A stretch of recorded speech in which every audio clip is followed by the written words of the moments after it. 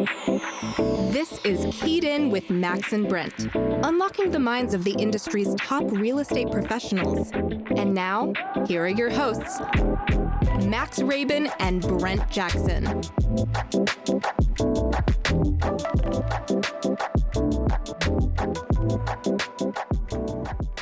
Hey everybody, welcome to the Keyed In podcast. I'm Max Rabin. And I am Brent Jackson. Brent, we're going to jump right into it. We've got an awesome guest today. We have Erika Gonzalez from NBC4. Erika, welcome to the show. Max, Welcome. Brent, thanks so much. Good to be here with you guys. Erika is the News4 Midday anchor, and she is also the host of For Your Home. And you feature all kinds of things on For Your Home. I saw you had like a city inspector on there. You had tell us about that. It runs the gamut, right? So we like to think of what goes in For Your Home in a few different buckets, right? So first of all, we want to find ways that we can save you money, that we can show you maybe a faster way of doing something. So whether it is how to improve your living room space, changing out from spring to fall in under $100, or how to get that look for less type of thing, what you can do with paint in a solid weekend. We can do that. We can also do just sort of, it's why the Georgetown walking tours are so popular, because we have, everybody's a looky-loo. Everybody wants to say, boy, I wonder what that's like inside. So we have those stories that are not this is what you can get for your money, but just the awe-inspiring, wow, $25 million home exists in Washington, D.C., and we're giving you the exclusive look inside, so that we can all have that looky-loo feeling together, right, and just be like, wow, this is incredible. There's a basketball court in somebody's basement. I just have a kid playroom in mine, Yeah. So, yeah, it runs the gamut, right? And then there's also the historical side of For Your Home. So we like to feature things that have historical nature. Did the home once belong to a former president, or somebody on Capitol Hill, like the Esther Cooper-Smith estate mansion in Kalorama, the Capitol, the Washington, D.C., who's, whether they are ball players or somebody on the Hill. Those are also the types of homes that we like to feature, because it's D.C., right, and we are, we are history at our core. You've been in several of our listings, and you've been a great partner also with helping us promote those listings too, and showing all the great bright points of them, the history and everything. I want to thank you for that. Oh, absolutely. You all have really some of the best real estate in the Washington, D.C. market. And so we like, anybody is welcome. We like to see, again, those homes that really fit in those buckets, whether they are historical in nature, or they are just so out of this world that they are maybe a record breaker in terms of financials here in the Washington, D.C. region, or in terms of size. All of those things, those sort of meet our criteria as to what we like to feature in For Your Home, as well as here's what, here's how you can winterize your home, right, or here's how to prepare for the spring market. And if you've been waiting on the sidelines to buy, we're going to give you a few tips after the Fed makes his hopeful prediction of a cut, speaking of which today, right? Yeah, right. So real quick, the For Your Home segment, was this something brought to you, or something that you just come up with by yourself? No, the whole origin of the story? My producer, Patricia Fantis, and I, 4 years ago, so right on the cusp, pre-pandemic, she and I both have a love for all things home and home design, and we both have a few renovations under our belt, and have always just been curious about real estate in general. And, we'd have these discussions about, I wonder, what can you get for $400,000 in the DC metro region? What can you get for $800,000? What does $700 get you?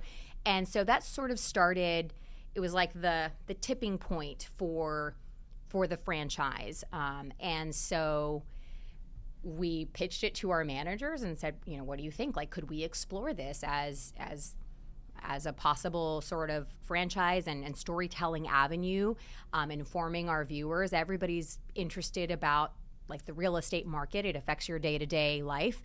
So it really started with that. It was what can you get for your money in the DC metro region? And then COVID happened, and we were sidelined for a while. And really in COVID too, we sort of spun it on its head, and we're like, okay, well, let's have conversations with professional stagers. How can you stage your Zoom better? Because everybody was just standing or sitting in front of these big block pieces of, white behind them.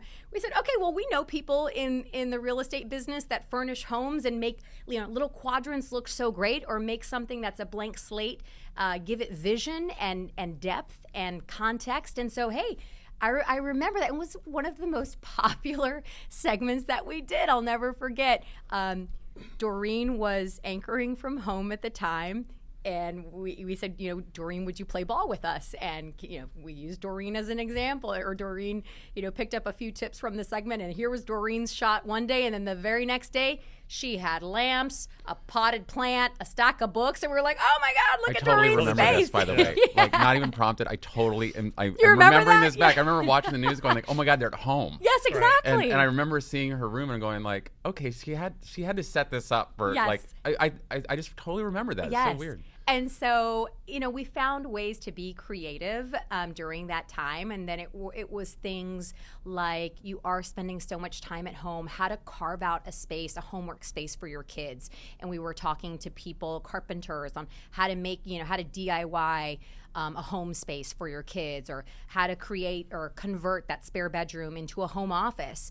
So we did a lot of that during the pandemic. Then once we emerged from the pandemic and we could actually be in close proximity to one another, then we started talking to a lot of bloggers who did things on even rental spaces. Here's what you can do with your rental space that you don't have to own your space, right? Mm-hmm. So don't be intimidated by your lease. There are a lot of things that you can do with an apartment. Yes, you can paint. Yes, you can put up, faux wallpaper, or, peel and stick, or different things like that. So we talk to people in different avenues of what home looks like for a lot of different people, that it's not just, 4 walls. It's not just single family dwelling. Home looks like a lot of different things for a lot of different people. I get it. Yeah, right. Totally. You sound like you could be a developer. No. I'm listening to you go, I'm like, wow, like you can really sell like the American dream on this huge estate in Calorama, Wesley Heights. Brent, like this Erika's is everything a you pro. do. Okay, we're in the company of like a real media pro. Thank you guys. Tell. I appreciate it. I'm happy to be here with you. This is fun. Quick question on just referrals, right? Because we get it all the time. I need a plumber, I need a handyman, whatnot. I'm assuming the production company is getting, I need help with staging, I need help with a contractor, a lender, a real estate agent. Are you guys allowed to give out names? I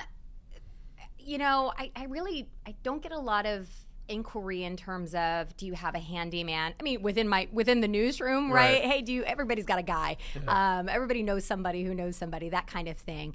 But we don't advertise for a particular person or company or business or anything like that. Now, we can give you good information to make your searches off of, and talk about going with, reputable companies, and making sure, we always like to do segments with Consumers Checkbook.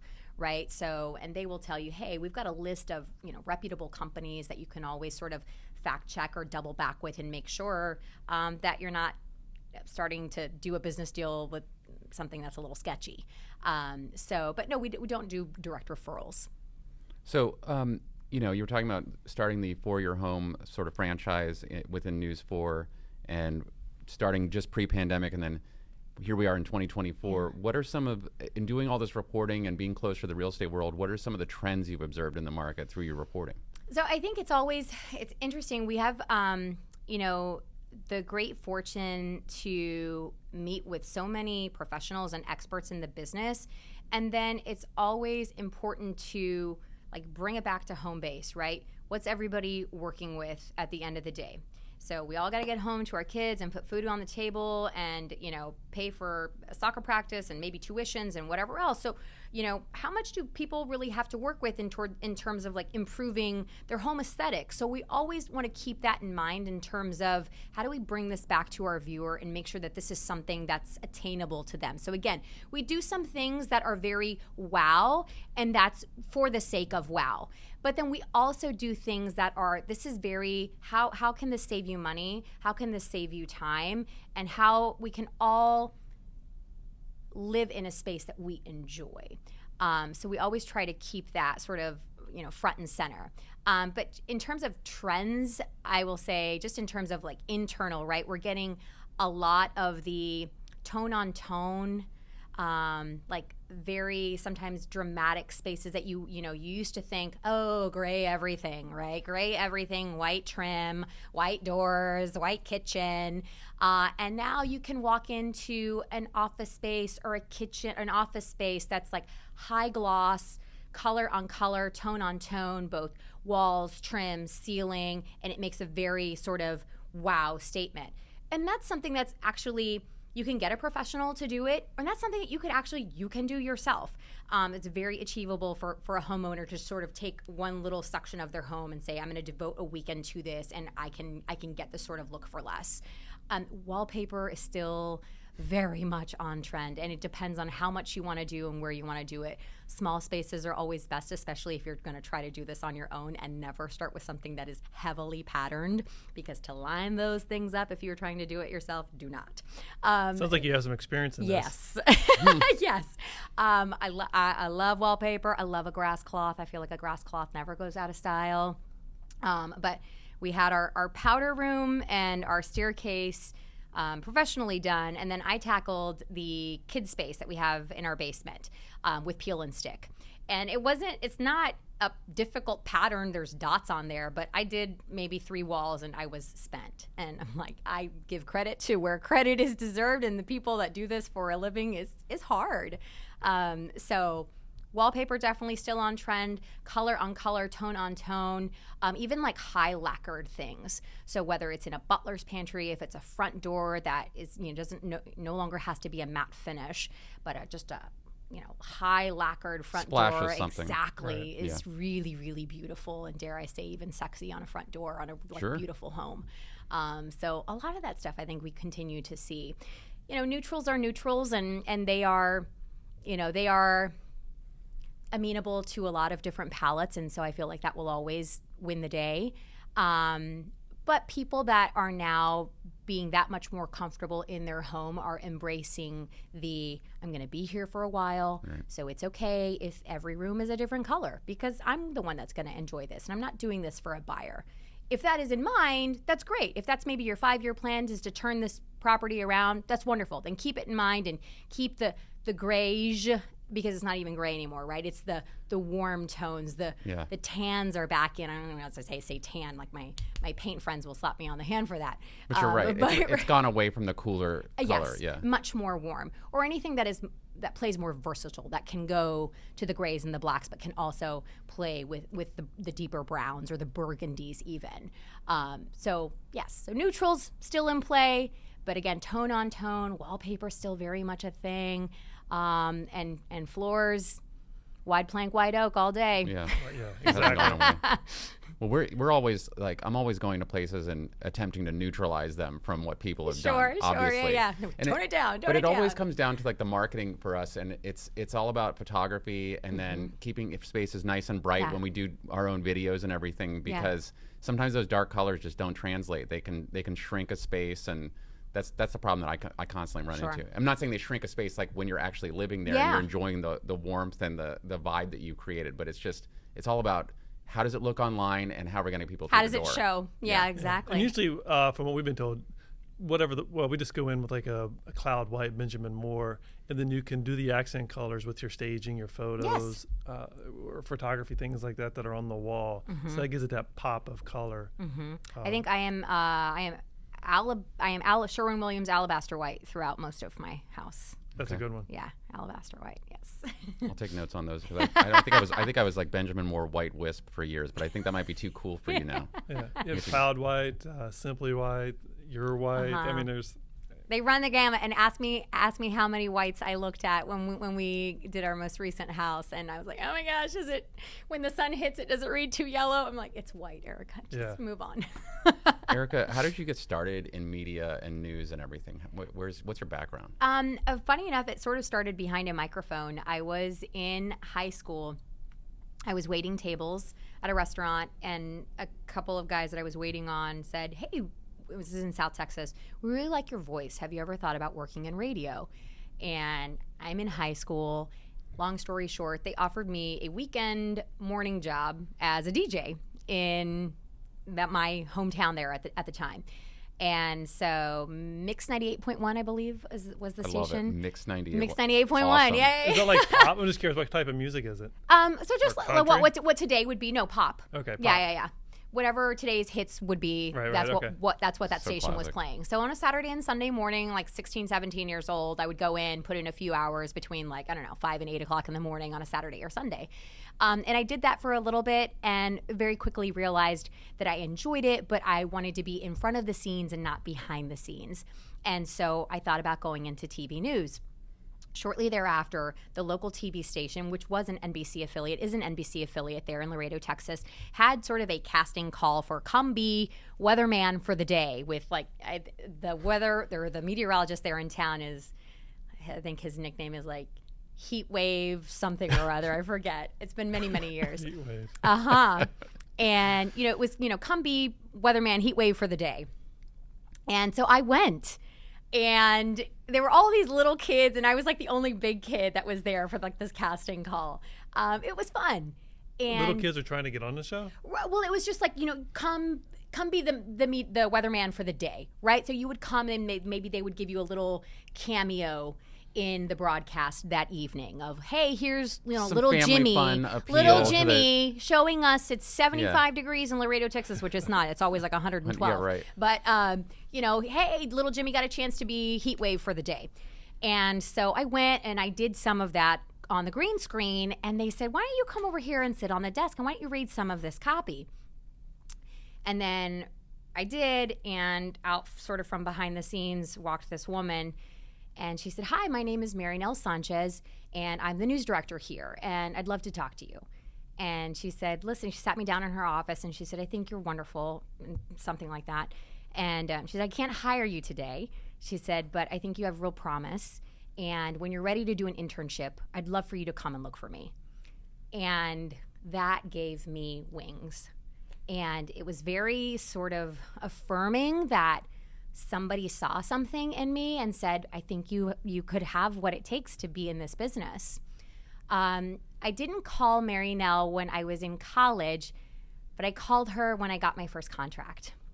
I was already working, I went to school in a different market. I was no longer in Laredo. And I called her and I said, you may not remember me, but I remember you.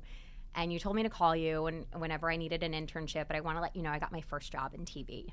And, thank you for believing in me. And then I called her for my second job when I was working out a contract. What do I do? What are they offering me? What should I counter? That kind of thing. And it was all because I held on to that. At 16 years old, somebody said, I think you got what it takes. And I held on to that for years. I remember Mary Nell Sanchez. To this day, still remember her. And I was That's a great 16 years story. old. Awesome. Yeah. Curious on your level of confidence. You're a very confident person.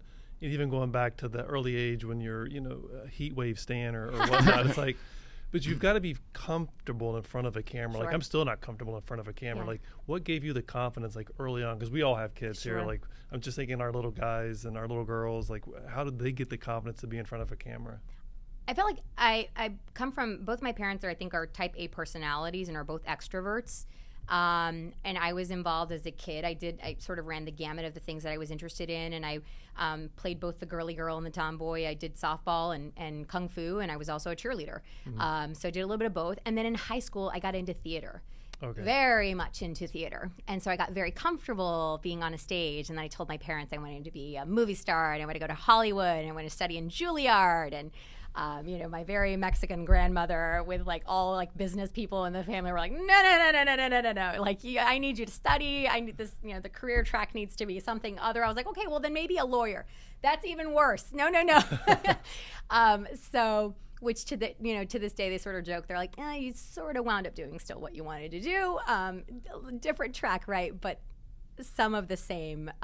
It's storytelling, Right. At its core, what we do. It is truth finding and seeking, but a big part of what we do is storytelling. And so I enjoy very much what I get to do every day. I have nowhere near the amount of reps you do, obviously, on TV or being in front of people. But for me, it's you have to sort of get out there and do it, like anything else. It's practicing and just allowing yourself to do it, I guess, because there's always nerves and there's moments where something doesn't go Sure. quite right, and you have to like work your way through Yes. it. So I don't know. For me, it's like you have to kind of flip a switch a little bit and just like let it be. You do, but it also comes with time. And so you are who you are, but you get more comfortable with time. You get more comfortable in who you are and how you say things, how you talk to clients. You know what you know. You have like institutional knowledge. And every day you sort of convey those thoughts to an audience of how they need to hear it or how it needs to be delivered, or you're going to hit certain things that you really want them to remember about a particular property. And that may be in the way that the tone of your voice, the inflection, deflection when you say certain things, or let's quickly walk by this, like that may be just even in your cadence. It's something that you don't want people to pay attention to, this murky hallway, whatever. Or I really want us to take a pause here and take a look at this massive primary bedroom. You're going to slow things down because you're indicating you really want people to pay attention here. Like, you do that. And you may not realize it, but you do that. I mean, when I show houses, I'm definitely like in a flow after doing this for 25 years. You know, what stands out to me about any property they walk into, whether I've been in there or not, it's just the experience of understanding real estate and understanding what's like important about real estate as a whole, and trying to convey that to buyers, whether they're newer buyers or more experienced buyers. Some of the more experienced buyers get it already. They can walk in and they see it immediately. But some of the first time or even second time buyers moving up in property, you really do have to walk them through that experience. You do. And it's funny how over time in the DC market, especially if you are in the buyer's game, sometimes in this market, depending on the proximity of the Beltway and Cap Hill, there are buyers who make a faster decision on a property and the most expensive and the most long-lasting purchase of their life than they will on a men's suit jacket or a woman's dress. Yeah. I mean, Yeah, it's true. like, okay, sight unseen, sure, put my offer in for me. Sometimes that's the speed at which, real estate in this market runs, and you may take a longer time, buying your wife's Christmas present. It's No crazy how some things work around here, and that takes time to understand, because especially if you're a first-time home buyer and you're hearing, waive this, waive that, it's the only way you're going to get it, and offer $100,000 over asking. That's very daunting, for somebody to even get into this market in the first place. For people to understand it is achievable. There are ways of doing it. You got to find those diamonds in the rough. And it may not be within, the 5-mile radius of the capital, but there are other areas. There's prime real estate all over the DMV, right? Especially now when we have a lot of businesses have the opportunity of work from home, right? So you can make any place home now, and then you can really have the luxury of having space. As somebody from Texas, I put a big price tag on that of, space, like what how much property you can get for your money. Which my parents tell me all the time. Do you know how much you can get in Texas for that? That's a common thing I see on my TikTok comments. It's like, in Texas, this would be $300,000. Sure. It's like, okay, well, we're not there. Yeah, I know, which is the hard reality. But I've been here 13 years now, and so that sort of sticker shock has worn off. It's worn off. Yeah, I'm originally from West Virginia, and it's like, Oh my God. I think my first place we bought in DC, whatever it was, like $400,000. But like, that's a huge spread mansion with pool and anything you want in river, West like Virginia. you have a piece of land on the river with like several outbuildings. Yep. You know? But after the first purchase, you're like, all right, sticker shock's over. Yes. Back to reality. Yes. Yeah. And now you maybe have a taste of how to play the game. And then maybe when you move up to your next property or even another one after that, then you start asking yourself, in a market as aggressive as the DC metro regions is, okay, the market is always tight. There's never really a lot of, real estate out there for people to grab. How many times do I want to go around this mountain? Okay, so you see a property. Oh my gosh, I love it. I'm invested in it. This is where we're going to raise our kids. I see the dog running in the backyard. I'm going to put everything into this offer, and then to be completely let down, to be outbid by 5 other people, all cash offers. And you're like, oh my gosh, is this going to be like this for 15 other attempts? And you start asking yourself, okay, how many times do I want to play this game? How many times do I want to go around this mountain? Am I really doing the best that I can in terms of being a competitive buyer? Am I looking in the wrong space? Are my expectations too high? And you learn that. Unfortunately, it may take you 3 or 4 tries to learn that. It's a market, I think, unlike anything I've ever experienced. And sometimes they can be costly lessons. But at the end of the day, there's always another house. Well, it is a tough market. And I just sold a house to a young couple. The wife was literally about to have a baby, and they had to move out of their condo. They were out of space. And so their budget was only up to 1.2, like 1.2, 1.3. As we know, that is not a huge budget in this area.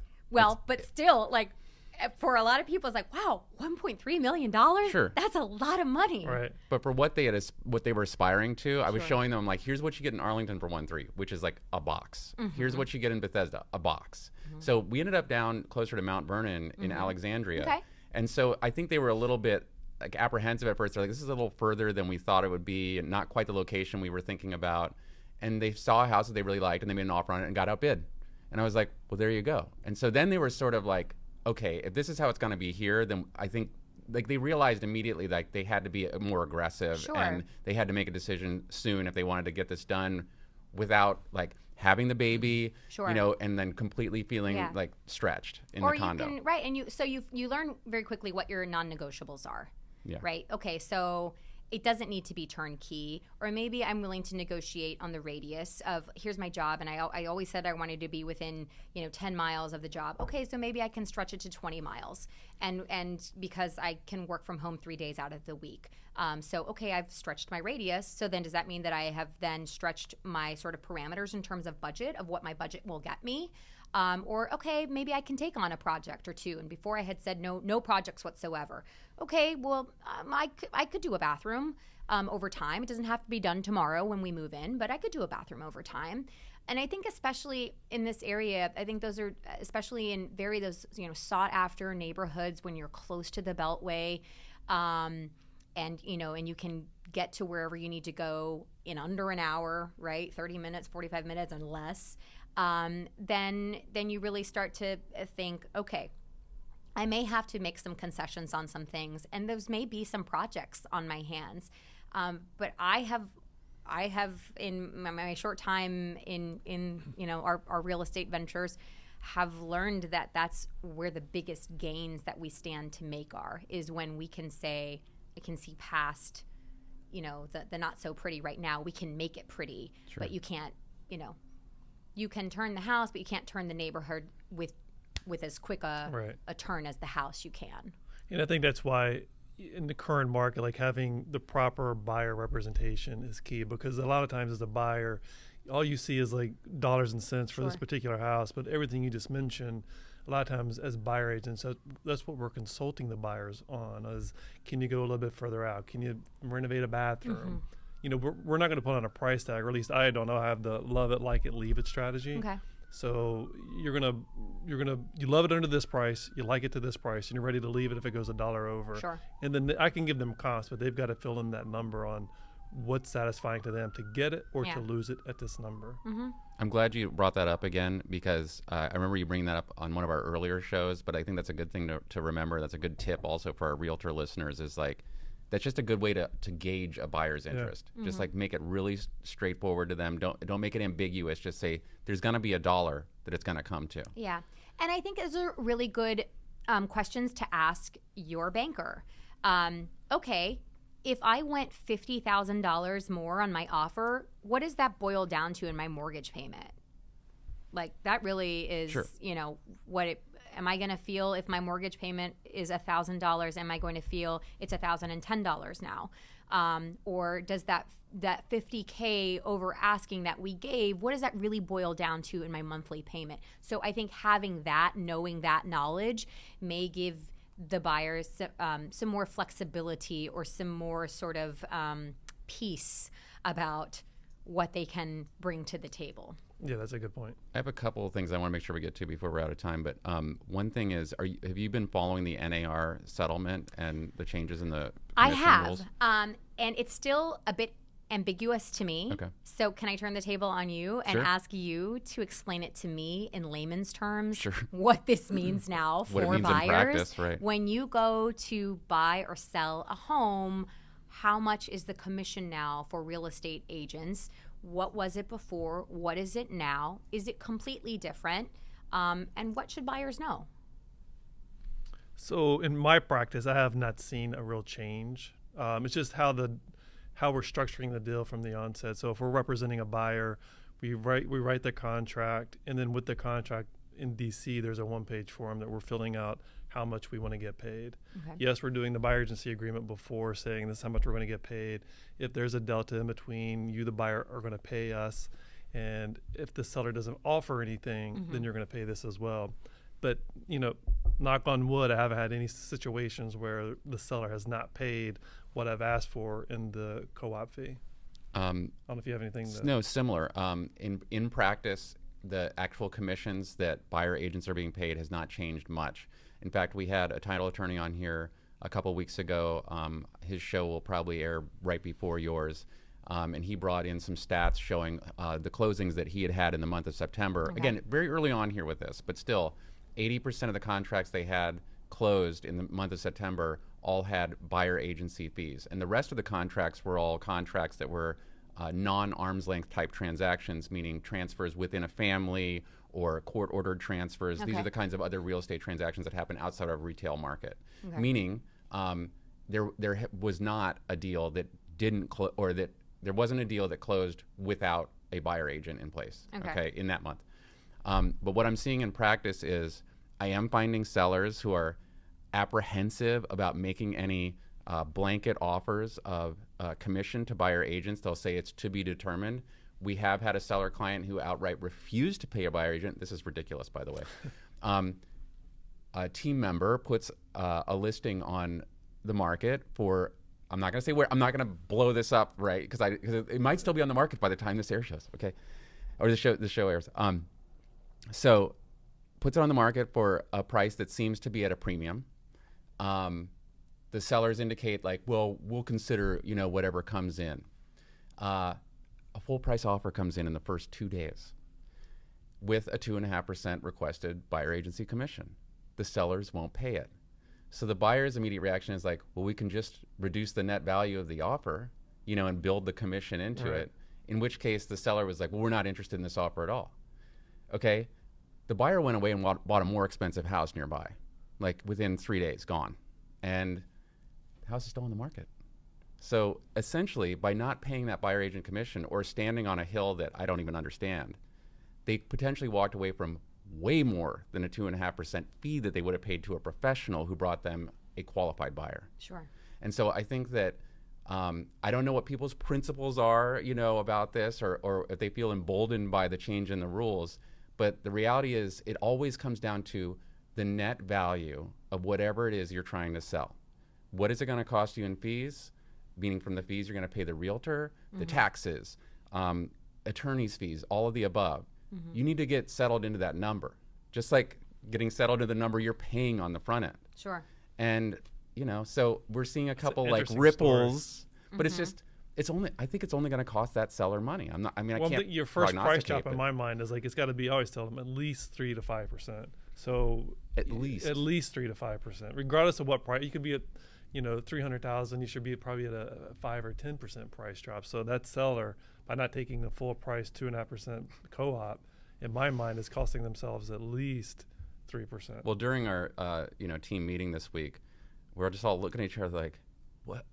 Because we've been there. We've seen sellers walk away from like very good offers before the rules and whatever. Sure. I've seen sellers just walk away from things over the dumbest little.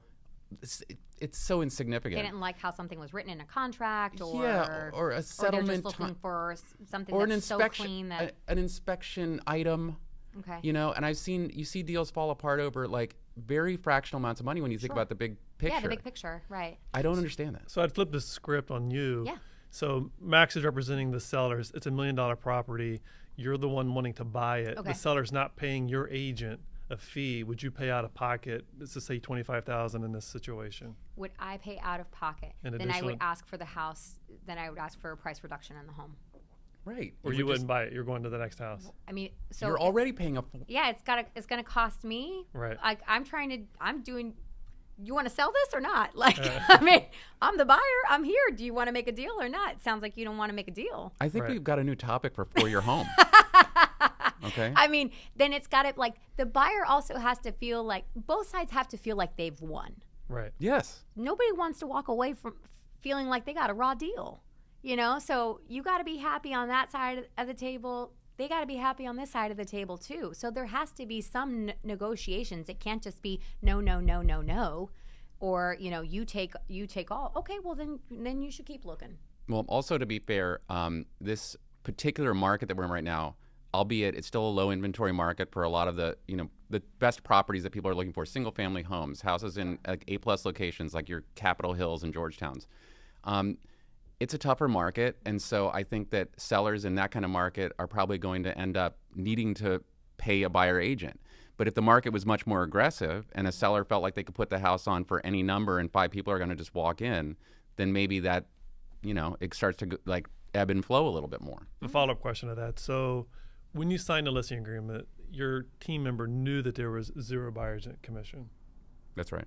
And then did the buyer agent that submitted the offer know at the time of submitting the offer that the seller was adamantly not paying a commission? I wouldn't say they adamantly knew that. So I would think they would have just written the offer the way that any buyer agent would write the offer and just keep trying to move things forward. Yeah, I mean, it's challenging as listing agents because we're having that dialogue now. I mean, I think our listing commission has gone up as a result of the new NAR ruling. But I do think that we're having the conversation with sellers. You're going to be paying anywhere from like 0 to 3%. You're deciding that when the offer comes in. Sure. And we're seeing anywhere from like 2 to 3 in practice. But again, you're going to make that decision when the offer comes in because they're going to have a 1-page come across saying, here's our offer and here's what you're paying with the buyer agent fee. And a lot of times we've negotiated we've talked about a lower fee, but the buyer agent commission coming in is higher and they're okay with it. Like, let's be done with it. And I think the title attorney's sheet had that the commissions are trending actually higher than they were before the ruling. Well, I know a lot of buyer agents are specifically charging more to their buyers on the buyer agency forms because why wouldn't you just put a higher number on there? You don't know what the final deal is going to be. But anyway, we're in a state of flux with that, and it's going to keep our podcast in business, just that topic alone. That's always going to be a chunk of every show. I like it. I actually like the new system because, again, we're predominantly 80% of our business is on the listing side. So, again, I know exactly how much I'm getting paid, and it's easier to say this is my fee, and it's gone up since the ruling. And then we'll decide what we're going to pay the buyer agent when an offer comes in. But they do need to pay something. Whatever that is up to them. Well, yeah. I mean, everybody's got to have skin in the game. Right. One topic I wanted to make sure we talked about, and I may not even know the correct way to ask this, but so you got into media through, you were talking about Laredo, Texas. You were young. It was a news channel and like a radio station, and then a news channel. The world of media is very wide and bizarre now. Like there's we've got TikTok. We've got people reporting the news however they see it on TikTok, and they've got followers. So how do you balance like the traditional news sources with the social media news sources and this whole expanded world of media? Well, so I think social media is a wonderful avenue. It's where a lot of people spend a lot of time these days. I think it always goes back to like nuts and bolts. You have to check your sources, and so what is coming through my feed, I sort of decipher this is for fun. I don't know. I learn things about home stuff here. This person, I like, their jokes or whatever. And then these are the news sources that I follow. But I'm very particular about what I let in my feed. I think it's really important to remember today, in the days to come, and just in general, like be really mindful about what you let in your feed. Be really mindful about what you let in your space because it has great impact on us, whether we like to think so or not, or whether we think, well, I can just scroll past something if I don't like it. But I mean, the constant scrolling that we're doing, the videos, the information, it does make an impression on you. And if it leaves you wondering about something that you can't go immediately and fact check, and you can't find, a source for it, be wary that, you may be getting a piece of disinformation. So credible sources all day long, reputable news organizations. The business has changed a lot, and it continues to change every day. But at the end of the day, sort of, our commitment is the same.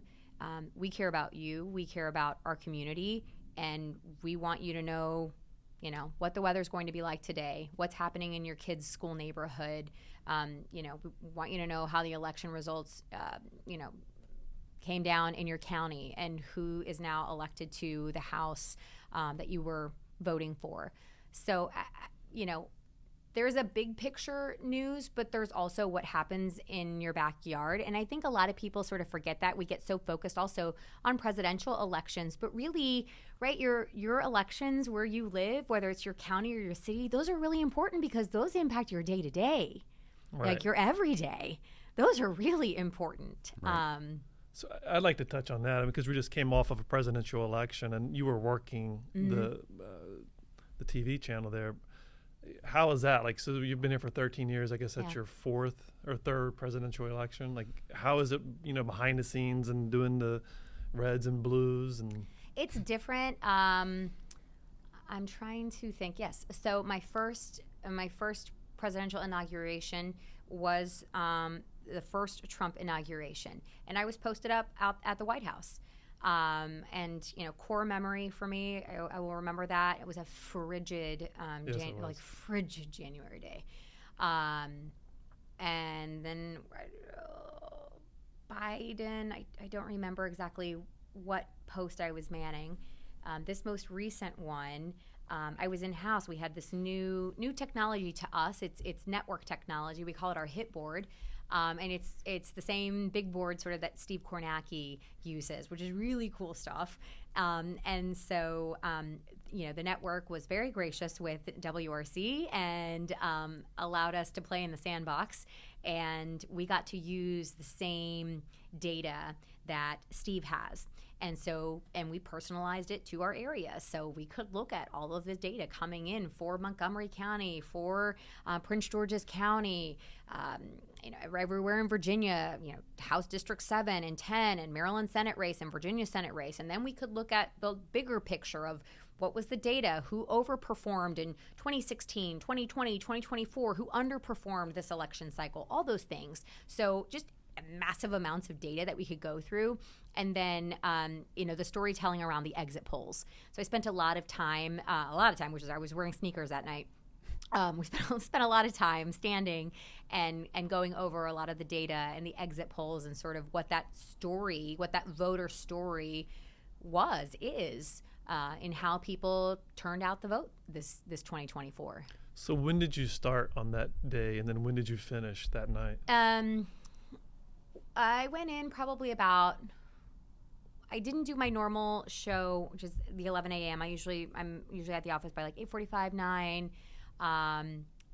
Election day, I went in around 1, and I left the office 1:45. Oh, wow. It's a long day. Yeah. But it's energetic. I mean, there's a lot going on. There's a lot going on. Yes, and you don't feel it until the very next day. And then, and I went home, and I still was, watching for like another hour or so. I have 2 small children, so I went to bed. And my husband wrangled them in the morning, but I'm still hearing like 6 a.m., whatever, all this stuff going on. So it was, in fact, a very long night. And although it was a, swift night at that. So we knew a lot of things a lot earlier on, and it wasn't a long, drawn-out process, which we saw in 2020. That's not what this was this time around. We knew very much earlier on this time around. Got it. Erika, thank you so much for coming on our show. It is just, I also wanted to say that I feel like I'm looking at a TV screen. You're so kind, Max. No, you're like picture perfect. Amazing. Oh, you're very kind. Thank you so much. This is so fun. I'll talk shop with you guys any day. Yeah, it's been great. I love this stuff. Brent has rapid fire questions for you. Go for it. Rapid fire. Yes. What book are you currently reading? What are we reading at night? I'm like, it's not me. It's my children's books. What are we reading at night? Olivia. All the different iterations of Olivia. Awesome. What is your favorite restaurant to go to with the kiddos? Nobody really enjoys a meal. Let's be honest here, Brent. Nobody really enjoys a meal with small children. Those small So- children. Well, it depends on where you go. Out in a restaurant. Just a little hard pass on that, Brent. I'm trying to leave. Okay, All right, how about it? The adult night out. Adult night Adult out. night out. Adult night out. We're pretty simple. I don't know. We do a lot of takeout. Well, you guys are so we're your neighbor at Chevy Chase. Mm-hmm. Like, so what's your go-to restaurant up in Chevy Chase? I would say so. Bucks is reliable. Bucks Bucks is super Fishing and reliable. Camping. Yep. That's what it's called, Bucks Fishing and Fishing Camping. and camping. Yeah. Have you never been? I haven't. Oh my gosh! I probably think it's a fishing store. It's but an never buy it. institution. It is kind of an It's a institution, very interesting vibe inside, but the food's solid. The Greek Parthenon in Oh Chevy my Chase. God, Parthenon's been there forever. Like fantastic. Yeah. All day Check long. that Greek out, too.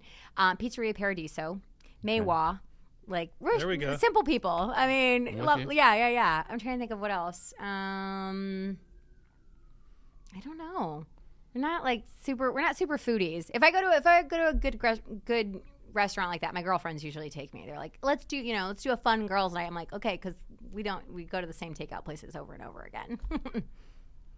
What is your hobby outside of work? It's probably home stuff. Home stuff. Yeah, it really is. I mean, it's what I enjoy Yeah. doing. Yeah, Are you constantly doing projects of the house? Or are you changing things around? Or I am. Yeah. And I like a bargain. So I always like to look for things. I'm always on the hunt for something, or I'm always trying to see what comes in the catalog, and then have I seen this elsewhere? Like, what's a dupe for this, or can I find this on Facebook Marketplace? Has somebody grown out of this already, and maybe I can scoop this up someplace? So I really enjoy doing stuff like that. You watch any of the TV shows like House Hunters or? I used to religiously before small children, and now people are like, "What do you watch these days?" I'm like, "I watch my kids. That's what I watch." Right. I Yeah. don't have time. I'm exhausted and I'm ready to go to bed by the Tell me time I about put it. them down. Do you have a favorite news correspondent, like someone you want to aspire to? Yes. Well, so I've long had, sort of favorites, but I remember distinctly, core memory, my mom getting me ready for school one morning. We were in her bedroom and watching, as many families do, you watch the morning news as you're getting ready and you're having your bowl of cereal or whatever. My mom's probably doing my hair in the morning, and we're watching the Today Show. And I saw Katie Couric, and I told my mom, I'm going to have her job one day, Mom. And core memory for me. And so I can look back on that and sort of always feel like I've had a gravitational pull towards this. She's great. Yep. Yeah. So huge fan of Katie. Robin Meade from HLN when she was with HLN. Huge Robin Meade fan. Right now with our network, Hallie Jackson she's a beast in the best way. She's just amazing to watch. And then, the Tom Yamases, the Lester Holtz, everybody has a different flavor Right. and a Totally. different way that they convey their stories, and you can learn something from everybody. And so there's some of my favorites to watch for sure. Last question. You're from Texas. Do you have a favorite sports team, whether it's baseball, basketball, football? Well, so I married a New Yorker, so my allegiance is now really whatever he's watching. If depending on how so the Giants right now are he's not, and the Knicks have sorely let him down. The Knicks are coming back. I know, though. but they're coming back. They're coming back. But yeah, I've been here now 13 years, so especially now, I'm not trying to be a bandwagon fan, but my God, the Commanders these days. Amazing, I mean, right? what's not to love? Yeah. Yeah. So rooting for the hometown Kind of making team me any like football day. again. I've really let the NFL Yeah. go Awesome. for a long time. Yeah. Yeah. No, but I remind my husband all the time. I'm like, you are very lucky because you have a wife that will watch sports with you. So I watch sports. I go to the games with him. I am an enthusiastic supporter. So yes, I can sit down and I can watch a full game and actually give commentary about it. So That's awesome. yeah. One more thing, Erica. So for our core realtor listeners, if they have an amazing listing or something they want to reach out about, they can just reach out directly to you? Yes, they can. They can email me. They can email myself or the station. And again, so the way I try to, whatever real estate firm or brokerage, whatever, the way I try to sort of convey our message is think of buckets. Right? Is the property historical in nature? And that's why you're pitching it to me, because it used to belong to this, senator, this There's a story. person. There's a story. What's the historical nature to it? Or is it a, out of the box, extraordinary? Is it going to break a record in a financial way? Is it the largest property ever in Montgomery County? Is it, whatever the case might be, is it so historical, or does it belong to a who's who? So we have so many people in the area, whether it's a professional athlete or somebody on Capitol Hill. Does it belong to a who's who? Is it sort of a record breaker, or is it historic in nature? So those types of properties are the ones that we are interested in showing and highlighting. Yeah. Awesome. So most of the show, or most of the properties you get, someone has pitched it to you, or do you go out and seek? We try to find. We find when we can. But we will all day long, we can field emails from realtors who say, hey, I have this incredible property. Now, I also, don't email me because you've had a property for 2 years and you can't push it, and that's why you emailed me. And like, no. Yeah, let's get a breaking story. Let's go. Exactly. Hey, I got something that's about to come to market. It belongs to a certain somebody, and it's going to break a record, and I'll get you in on it. Let's shoot it. Let's get it ready, and then hold it for us until we say it's sold or whatever. Great. Let's talk about it. Awesome.